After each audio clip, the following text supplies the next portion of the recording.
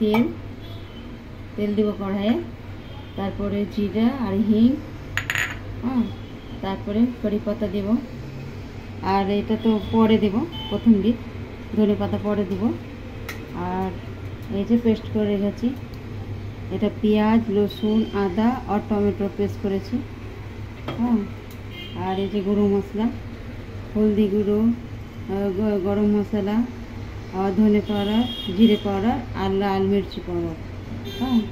আর লাস্টে দিব বাদাম ভাজা দিব লাস্টে। এটা গোটা আছে, এটা একটু করবো, টুকরা করে লাস্টে একটু ছড়িয়ে দেবো।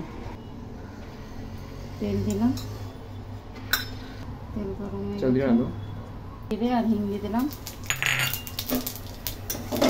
জিরে হিং দিলাম, কড়ি পাতা পেস্টটা দিয়ে দেবো।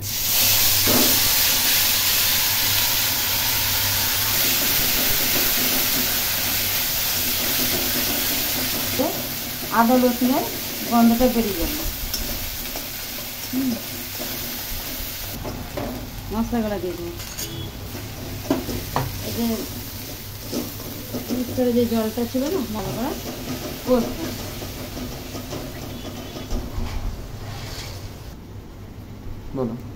আলু আর বেগুন এটা বয়েল করে রেখেছিলাম, এটারই রেসিপি বানাবো।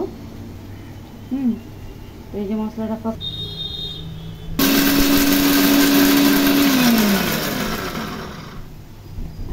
একদম দাঁড়া করে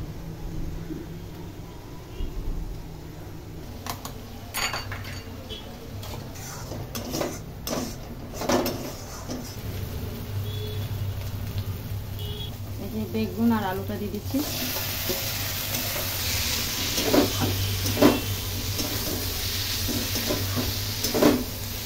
কম বেশি হয়ে গেছে, এটা আমি এখন বাদাম ওটা আমি দিয়ে দিচ্ছি, হ্যাঁ।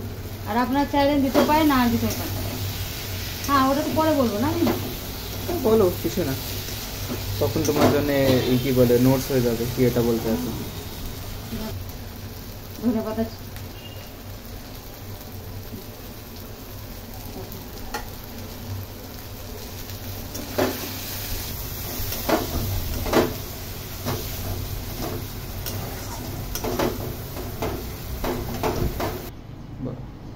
এটা আপনারা ভাত দিয়ে রুটি দিয়ে কিছু জিনিস দেখে পরে, এটা তো পরেই বলবো না, ঠিক আছে বন্ধুরা।